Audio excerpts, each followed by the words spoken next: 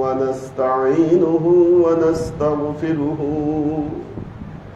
ونؤمن به ونتوكل عليه ونعوذ بالله من شرور أنفسنا ومن سيئات أعمالنا من يهد الله فهو المهتدي ومن يضلل فلن تجد له وليا مرشدا فنشهد أن لا إله إلا الله وحده لا شريك له ونشهد أن سيدنا وسندنا ونبينا محمدا صلى الله عليه وسلم الذي أرسله الله بالحق بشيرا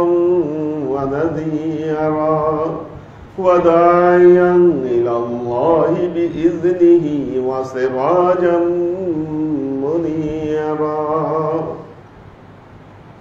وقال الله تعالى في كلامه المجيد وفرقانه الحميد ما كان محمد أبا أحد من رجالكم ولكن رسول الله وخاتم النبيين وكان الله بكل شيء عليما إن الله وملائكته يصلون على النبي يا أيها الذين آمنوا صلوا عليه وسلموا تسليما صلى الله على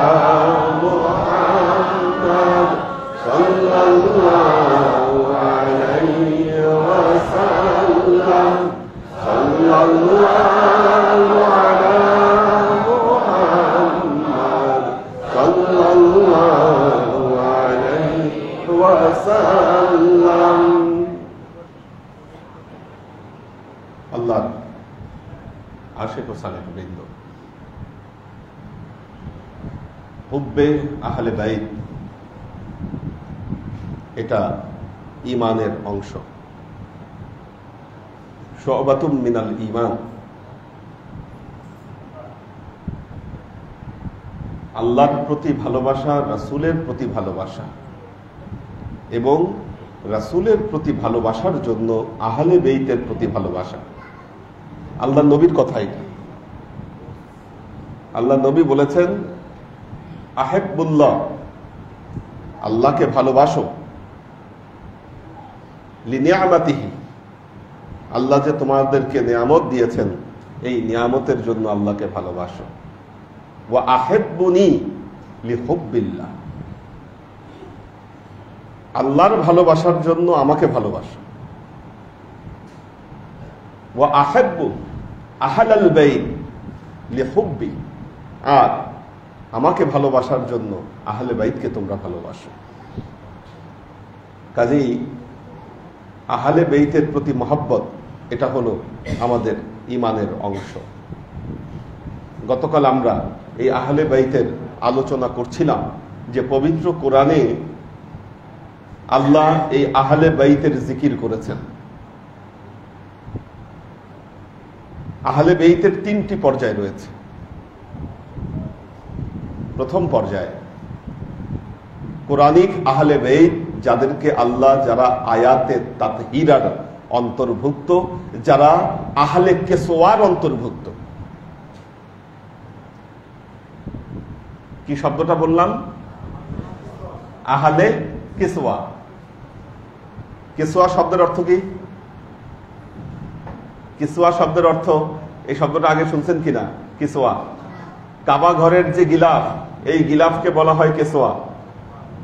ঠিক আছে, তাহলে আহলে কেসওয়া কেন?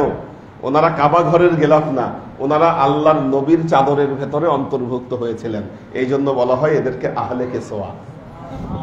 যাদের ব্যাপারে হাদিসে কেসওয়া বর্ণিত হয়েছে, আল্লাহর নবী তাদেরকে চাদরের ভেতর আবৃত করে আল্লাহর নবী বলেছেন, হা উলাই আহলে বেইতি, আল্লাহ এরা হচ্ছে আমার আহলে বেইতের সদস্য। এবং আল্লাহ বলেছেন, আল্লাহ নবী বলেছেন, আল্লাহ তুমি তাদের ভেতর থেকে সমস্ত পঙ্কিলতাকে দূরভূত করে দাও এবং তাদেরকে পুত পবিত্র করে নাও। এই দোয়া আল্লাহ নবী করেছেন। ওয়ায়ুতাহহিরাহুম তাতহীরা, আমার নবী বলেছেন এদের ব্যাপারে।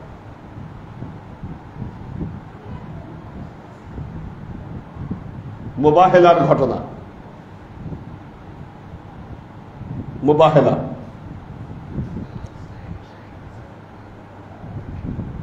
এই আয়াত অবতীর্ণ হওয়ার বছর খানেক পরের ঘটনা। আল্লাহ নবী তখন মদিনায় অবস্থিত। মদিনায় অবস্থিত নাজরানের একদল খ্রিস্টান, তারা নবীর সাথে আলোচনা করতে করতে একটা বিষয়ে দ্বন্দ্ব লাগলো। দ্বন্দ্বটা কি নিয়ে? তারা দাবি করলো ঈসা ইবনে মারিয়াম আল্লাহর পুত্র। নাউজুবিল্লাহ। আল্লাহর নবী বললেন, না, আল্লাহর পুত্র নয়, তিনি আল্লাহর নবী। খ্রিস্টানের দলেরা বলল, আপনি মিথ্যা কথা বলছেন। আল্লাহর নবী বললেন, যদি মিথ্যা কথা বলে থাকি তাহলে এক কাজ করো, আমরা মুবাহেলায় যাই। মুবাহেলা মানে উভয় পক্ষ কি আল্লাহর সামনে হাজির হবে, দোয়া করবে। এই দোয়া যে যারা ভুল পথে আছে আল্লাহ যেন তাদেরকে ধ্বংস করে দেয়।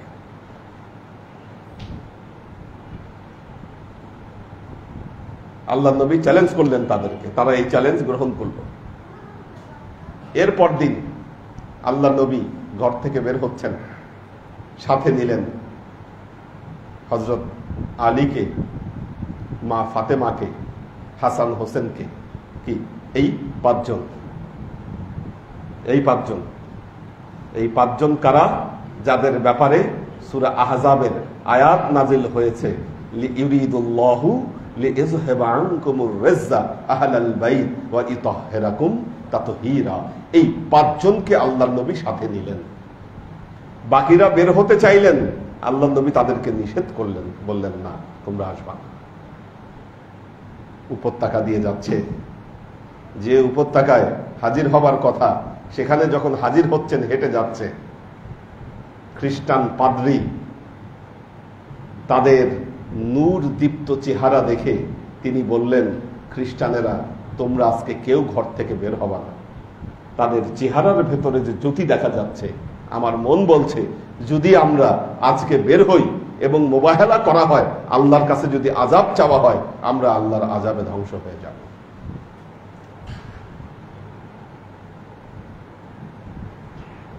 এই পাঁচজন ব্যক্তি এমন ব্যক্তি যাদের পুত পবিত্রতার কথা পবিত্র কোরআনে বর্ণনা করা হয়েছে।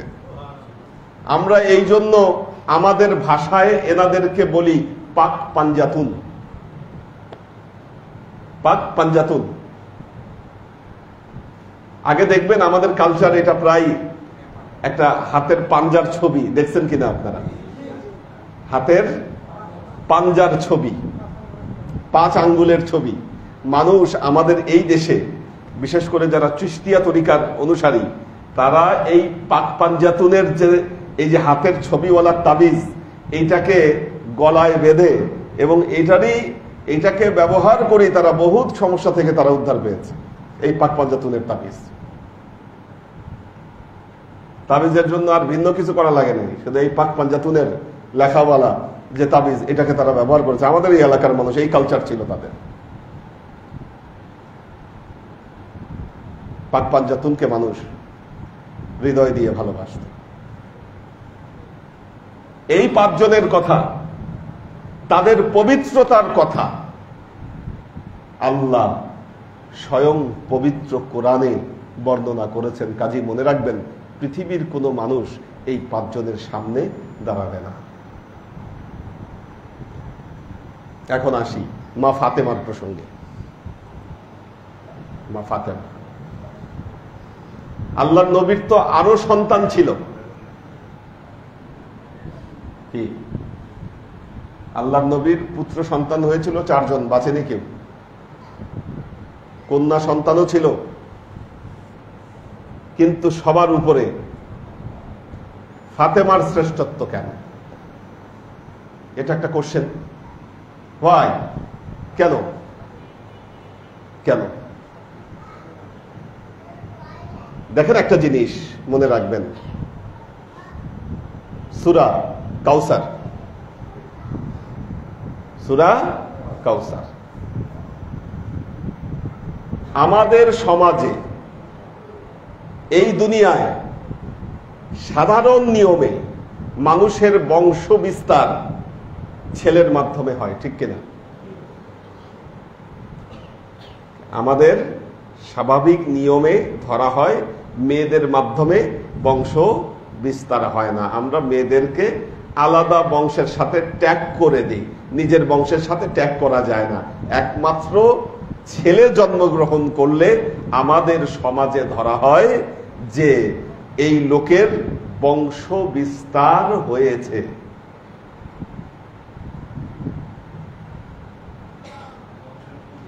বংশের প্রদীপ। এখন আল্লাহর নবীর তো ছেলে সন্তান নাই, তার উপরে প্রথম সন্তান হলো ফাতিমা। আপনারা জানেন যে এই যারা নবী বা এই আহলে বেইতের যিনি প্রথম, মা ফাতেমা জন্মগ্রহণ করার পর আল্লাহর নবীর ছেলে সন্তানগুলো যখন ইন্তেকাল করলেন, তখন মক্কার কাফেররা বলতে শুরু করলো যে মুহাম্মদুর রাসূলুল্লাহ উনি তো আবতার। আবতার আরবি শব্দ, আবতার মানে হচ্ছে নির্বংশ। কি আল্লাহ তখন সূরা কাউসার নাজিল করলেন, সূরা কাউসার নাজিল করলেন, পরে জানালেন ইন্না আ'তাইনাকাল কাউসার, আমি আপনাকে হাউজে কাউসার দান করেছি। ফাসাল্লি রাব্বিকা ওয়ানহার, আপনি এর শুকরিয়া স্বরূপ আল্লাহর তাসবিহ তাহলিল করেন, আর কি করেন? আল্লাহর দরবারে কুরবানি করেন। আরেকটা কথা মনে রাখবেন, হে মুহাম্মদ মুস্তাফা সাল্লাল্লাহু আলাইহি ওয়াসাল্লাম, আপনি নির্বংশ নন। ইন্না শানিয়াকা হুয়াল আবতার, যারা আপনাকে নির্বংশ বলতিছে ওরাই আসলে নির্বংশ, আপনি নির্বংশ না। তার মানে কি বোঝা গেল? আল্লাহ সার্টিফিকেট দিয়ে দিলেন যে ফাতেমার মাধ্যমেই আপনার বংশ প্রদীপ প্রজ্বলিত হবে। আপনি যদি এইটাকে অস্বীকার করেন তাহলে এই কোরআনের আয়াতকে অস্বীকার করা হবে। কি এটা নবীর জন্য খাস, তার কন্যার মাধ্যমে, নবীর কন্যা সন্তানের মাধ্যমেই তার বংশ বিস্তার ঘটেছে, আর এর সার্টিফিকেট দিয়েছে পবিত্র কোরআন।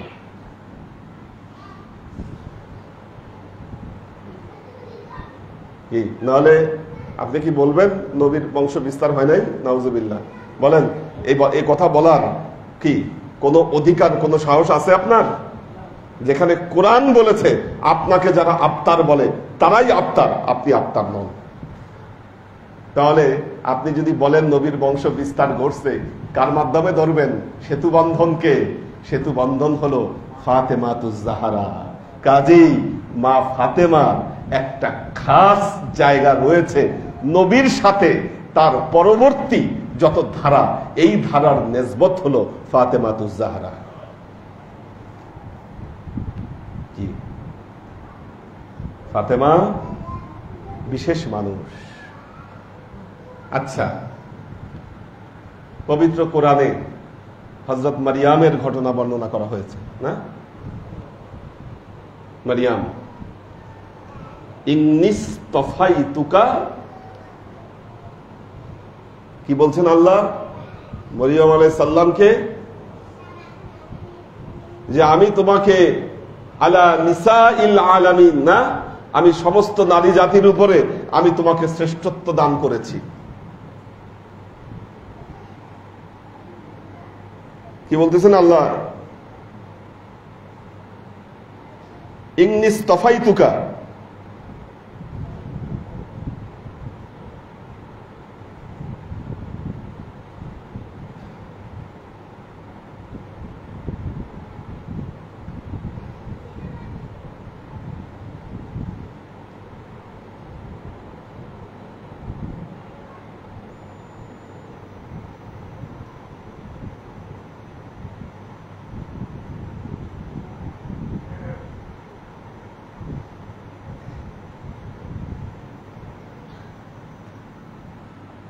এই যে আল্লাহ বলতেছেন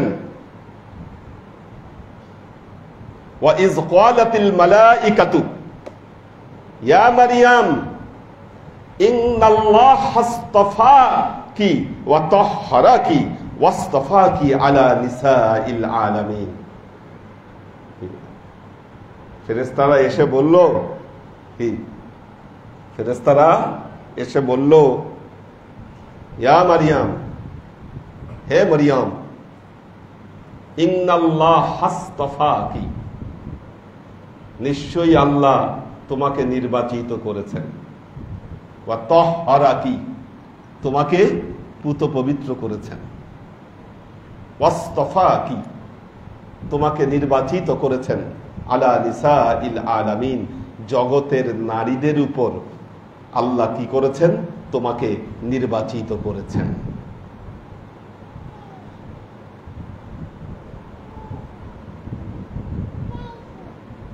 সূরা আলে ইমরান।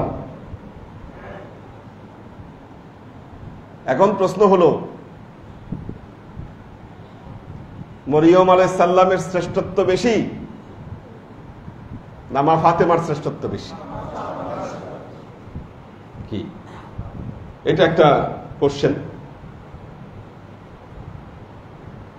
দেখেন, হ্যাঁ, মরিয়ম আলাইহিস সালামকে শ্রেষ্ঠত্ব দেওয়া হয়েছিল, শ্রেষ্ঠত্ব দেওয়া হয়েছিল সেই যুগের সকল নারীদের উপর।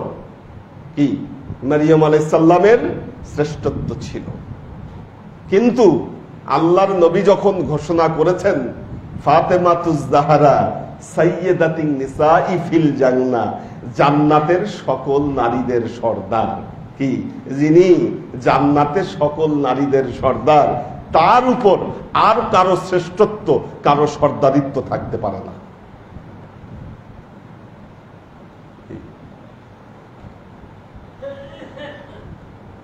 আল্লাহ নবী মা ফাতেমাকে বললেন, তুমি কি এতে সন্তুষ্ট নও? আল্লাহ তোমাকে কি সাইয়্যিদাতুন নিসাইল জান্নাহ, জান্নাতের সকল নারীদের সর্দার তোমাকে আল্লাহ বানায় দিয়েছে, তুমি কি এতে সন্তুষ্ট নও ফাতেমা?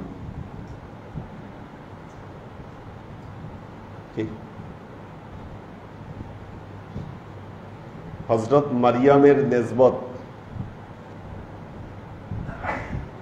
হযরত মারিয়ামের নেসবত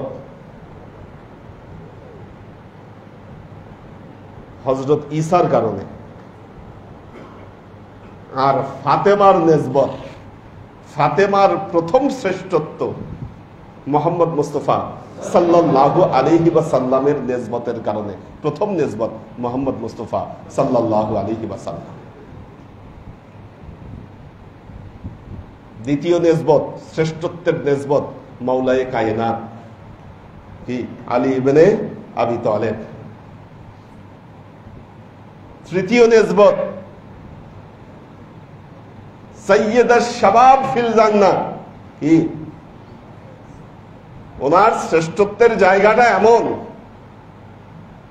জান্নাতে জান্নাতের সর্দার যারা, কি আল হাসান আল হুসাইন সাইয়্যিদাশ শাবাব ফিল জান্নাহ, জান্নাতে যুবকদের সর্দার কে? হাসান এবং হুসাইন। জান্নাতে কোন বুড়া লোকটা যাবে? কি জান্নাতে যারা যাবে আল্লাহ সবার বয়স 25 বানায় দিবে। সবার বয়স থাকবে 25। সবার বয়স যদি 25 হয়, তাহলে এই 25 বছরের বয়সের সবার যদি সর্দার হয়, কি সেখানে বুড়া মানুষ যাওয়ার কোনো সুযোগ নাই? হ্যাঁ, বুড়া মানুষ কেউ যাবে না, সব জওয়ান হয়ে যাবে ওখানে জান্নাতে। তাহলে তার মানে সকল বোঝা গেল, সকল জান্নাতীদের সর্দার কে? আল হাসান আল হুসাইন। ওনাদের নিসবত হাসান হোসেনের মা কি? আল্লাহ যেখানে বলেছে যে মায়ের পায়ের নিচে সন্তানের বেহেশত, এই হাসান হোসেনের নিসবত মা ফাতেমাতুজ জাহরার দিকে।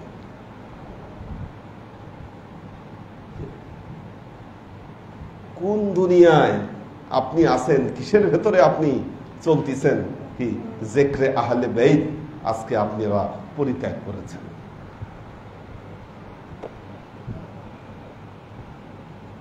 আচ্ছা, আপনি বলেন,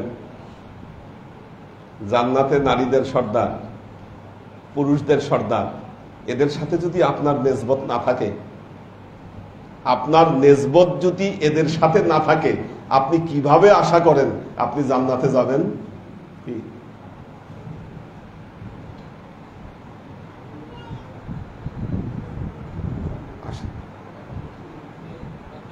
ও আপনারা আসছেন, আসেন আসেন আসেন আসেন। ইয়া কই গেল? ওনাদেরকে বসতে দেন এখানে। আসেন আসেন আসেন আসেন।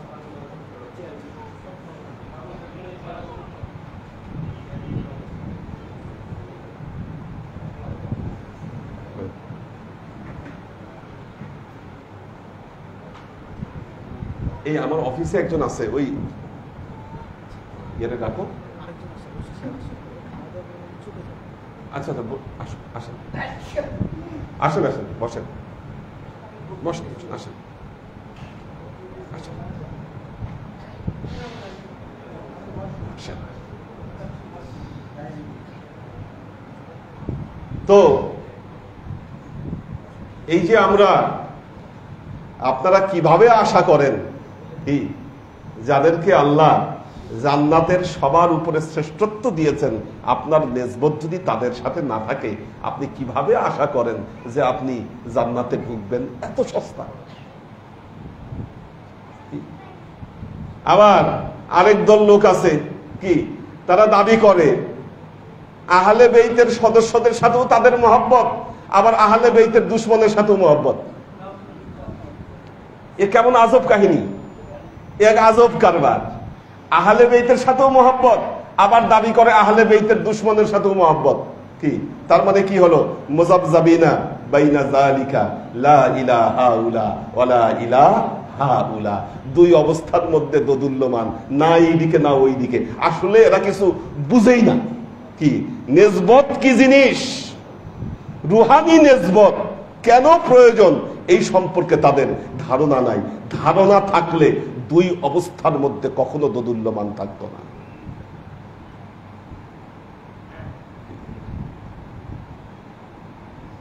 মুহাম্মদ মুস্তাফা সাল্লাল্লাহু আলাইহি ওয়াসাল্লাম যাদেরকে আমাদের কাছে আমানত রেখে দিয়েছেন এবং বলেছেন যে এদেরকে তোমরা যদি আঁকড়ে ধরো লান তাদিল্লু আবাদা, কাল কিয়ামত পর্যন্ত তোমরা পথভ্রষ্ট হবা না।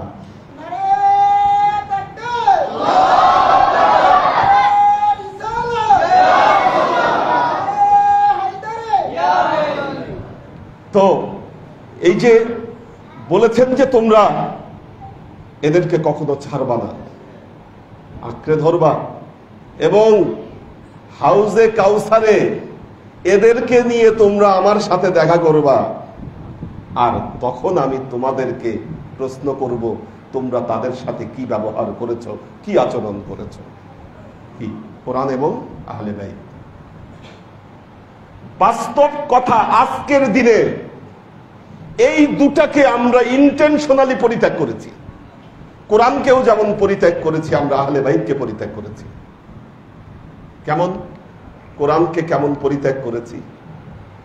দেখবেন আমাদের মাসলা মাসায়েল যা কিছু আছে, যত শর্ত গ্রহণ করা, কি কোরআন থেকে কেউ মাসলা মাসায়েল গ্রহণ করে না।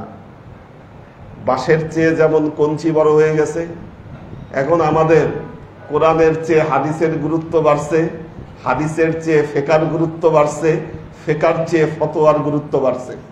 আমাদের দেশে মুফতিতে ভরে গেছে, তো আমরা ফয়সালা দিতে গেলে শুরুতেই খালি ফতোয়া, ফতোয়ার কিতাব। আবার বলে যে ফতোয়া তো কোরআন হাদিস থেকেই নেওয়া হয়েছে।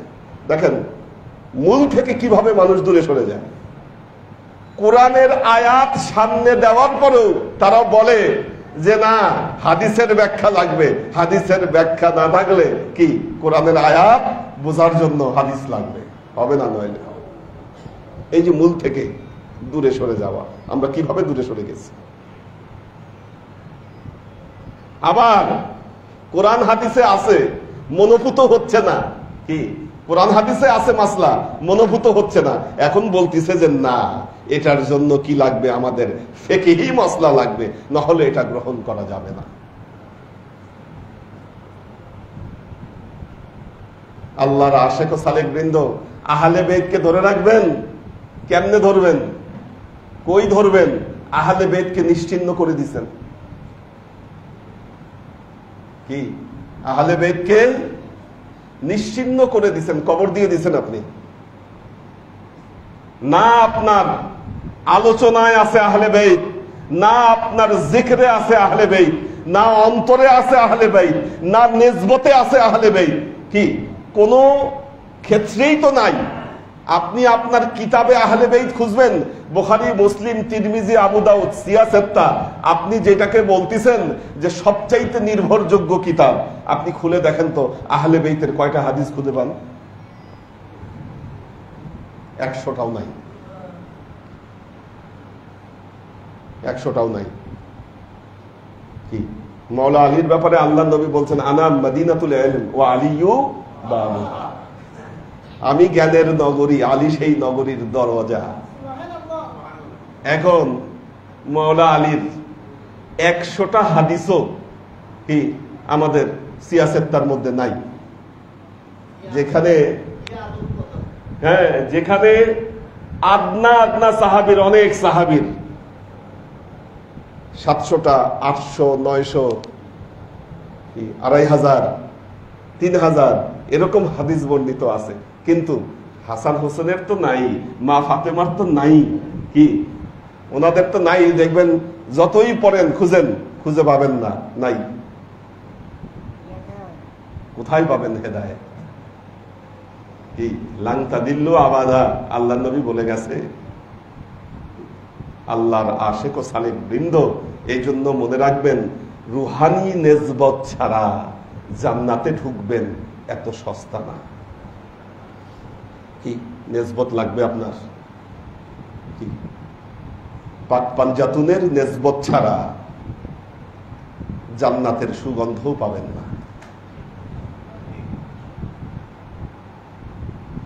আল্লাহর আশিক ও সালেক বৃন্দ, নবী চলে যাওয়ার পর থেকেই এই অবহেলা শুরু হয়েছে। অদ্যবধি আমাদের এই অবহেলা রয়েছে। আজকে আমরা এমন এক অবস্থা তৈরি করেছি যে জিকরে আহলে বেত করতে গেলেই বলে এরা শিয়া, কারণ শিয়ারা আহলে বেতের জিকির করে। এখন আমরা যদি আজকের দুনিয়ার দিকে তাকাই, যেটা হচ্ছে, আজকের দুনিয়ার দিকে যদি আমরা তাকাই, খ্রিস্টানদের সাথে ফাইট করতেছে কারা?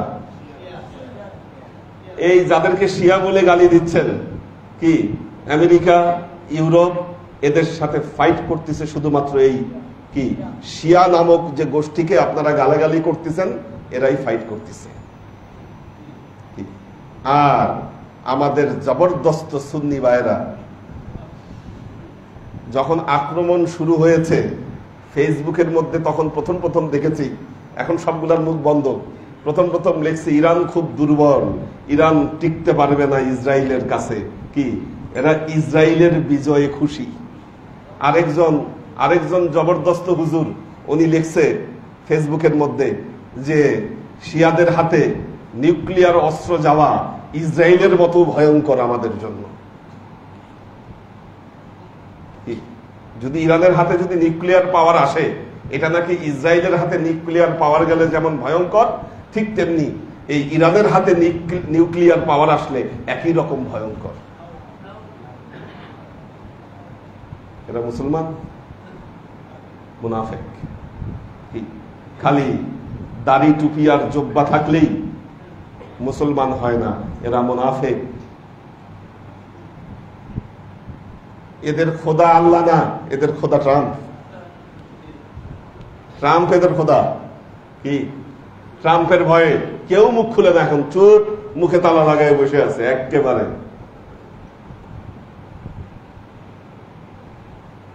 আর এদিকে মুসলমান মারতেছে। তোমরা যে চুপ করে বসে আছো, মনে করছো কি ইরানকে শেষ করে দিতে পারলে তোমাদের বাঁচায় রাখবে? একে শেষ করতে পারলেই তোমাদেরকে ধরবে, না হলে যদি নাও ধরে তোমাদেরকে আজীবন এদের পা চেটে বেঁচে থাকতে হবে। কি মুসলমান হিসাবে মাথা তুলে দাঁড়ায় থাকবা পৃথিবীতে, এই ক্ষমতা তোমাদের হবে না। কি পদলেখন করতে হবে এদের। যদি পা চাটতে পারো তাহলে বাঁচায় রাখবে, নইলে রাখবে না। এই অবস্থার মধ্যে ফেলে দিয়েছে। আজকে মুসলমান দেশগুলো কেউ কিচ্ছু বলছে না। এই যে হেদায়েত নাই, কাজী আল্লাহর আশেক ও সালেক বৃন্দ, যারা সাহাবাদেরকে গালাগালি করে, এই শিয়াদের সাথে আমাদের কোনো সম্পর্ক নাই। কিন্তু শিয়ায় যদি হয় শিয়ায় আহলে বাইত, শিয়ায় আলী, আমরা হচ্ছে 1 নম্বর শিয়া। তাহলে কি আমরা শিয়ায় আলী, আমরা শিয়ায় আহলে বাইত, এই পরিচয় দিতে আমাদের কোনো দ্বিধা নাই। এই সুন্নি নামক তোমরা যদি আমাদেরকে শিয়া বলো, কিছু যায়ও না, আসে না। কারণ আল্লাহর নবী তো শিয়ায় আলী হতে বলেছেন।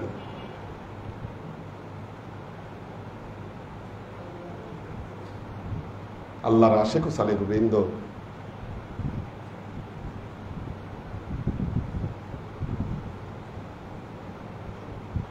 আমি তো ইরান অনেকবার গিয়েছি, 5 বার। ইরানিদেরকে খুব কাছ থেকে দেখেছি। ভাবিয়েন না এত সহজে ইসরায়েল আর আমেরিকা জিতে যাচ্ছে এই যুদ্ধে। এত সোজা না।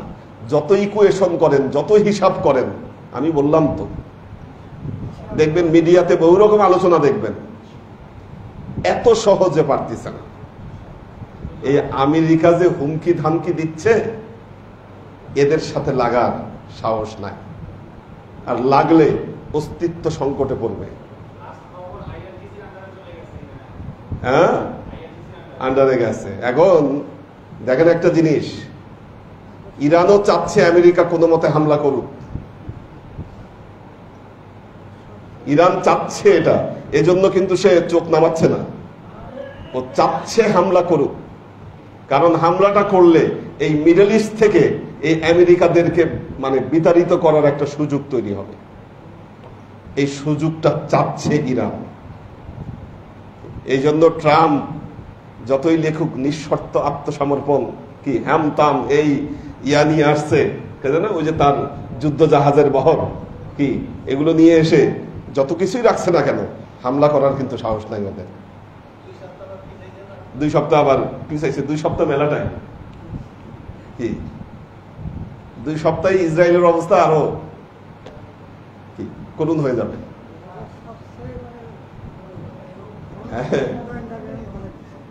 তো আর যদি ধরেন এখন যদি যুদ্ধবিরতিও হয়, যুদ্ধবিরতিও হলো, ধরেন ইরানের বেশ কিছু স্থাপনা ধ্বংসপ্রাপ্ত হয়েছে, আঘাত আসছে, যাই কিছু হয়েছে, এখন যুদ্ধবিরতি হয়ে গেল, তারপরেও কিন্তু লাভ মুসলমানদের। বিজয় মুসলমানদের, কারণ মিডল ইস্টের পলিটিক্স চেঞ্জ হয়ে যাবে, পলিটিক্স চেঞ্জ হবে। চেঞ্জটা কেমন হবে? কারণ এই যে আমেরিকা সৌদি আরবে ঘাঁটি গাড়ছে, কেন? সৌদি বাদশাদেরকে বুঝাইছে ইরান তোমাদের জন্য হুমকি স্বরূপ, আমরাই তোমাদেরকে পারি ইরানের হুমকি থেকে বাঁচাইতে, এই জন্য ওইখানে তারা ঘাঁটি গাড়ছে। কি এরকম ভাবে মিডল ইস্টের যত জায়গায় ঘাঁটি গাড়ছে এই অজুহাত দিয়েই কিন্তু ঘাঁটি গাড়ছে এরা। এখন যুদ্ধ বন্ধ হয়ে গেলেও প্রমাণ হয়ে যাবে যে আমেরিকা তার সবচাইতে বড় মিত্র ইসরায়েলকে রক্ষা করতে পারে নাই, কি আর ওদেরকে রক্ষা করতে পারবে কিভাবে? এই জন্য দেখবেন সুর করে এরা এখন ইরানের সাথে কি তাল মেলাবে, আস্তে আস্তে মিট হবে এদের সাথে, তখন আর ওই শিয়া সুন্নি থাকবে না।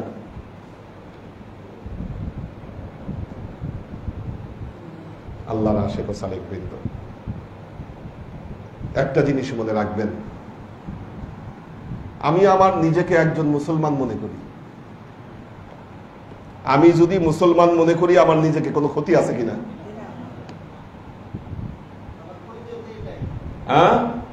নাকি আমার পরিচয়ের মধ্যে উল্লেখ করতে হবে না আমি খালি মুসলমান হইলে হবে না, আমি সুন্নি মুসলমান অথবা শিয়া মুসলমান অথবা হাম্বলি মুসলমান অথবা হানাফি মুসলমান, এরকম কোন টাইটেল না লাগাইলে আমার ঈমান ঠিক থাকবে না। কোনটা?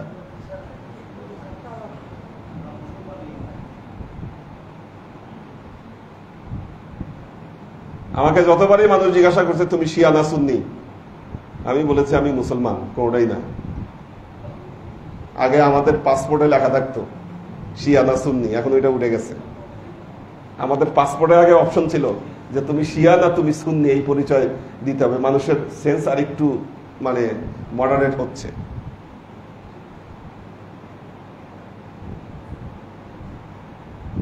মুসলমানদের মধ্যে কোনোভাবেই এই বিভেদকে আসতে দেওয়া যাবে না। আল্লাহর আশিক ও সালেক বৃন্দ, আজকে যদি সব মুসলমান এক থাকতো, মুসলমানদের বিজয় আবার পৃথিবীতে ফিরে আসতো। হুব্বে আহলে বেইতে ফিরে আসেন, তাদের দর্শন নিয়ে গবেষণা করেন, দেখবেন এগুলো দ্বিধা দ্বন্দ্ব সবকিছু ভুলে যাবেন। বারাকাল্লাহু লানা ওয়া লাকুম ফিল কুরআনিল আযীম ওয়া নাফা'ানা ওয়া ইয়্যাকুম লা আয়াতি ওয়া যিকরিল হাকীম ইন্নাহু তাআলা জাওয়াদুন কারীমুম মালিকুন বাররাউফুর রহিম। ইয়া দেওয়ার কথা কই এগুলা দেন?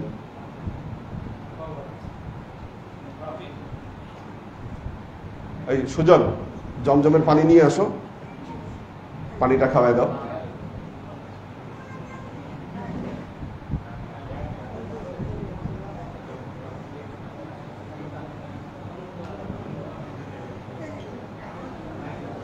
আচ্ছা তাহলে মোনাজাতটা করে দেই, যাওয়ার সময় নিয়ে নিয়ে ওনারা চলে যাবে মসজিদে নাকি? ও হ্যাঁ, ওনারা গেলে তারপর করে যাচ্ছে। ইয়াসিন মিসবাহ, কৈতর বিথি, মিজানুর রহমান। আচ্ছা কোনো কোশ্চেন আছে কিনা দেখি, আজকে সবারটা করছি না।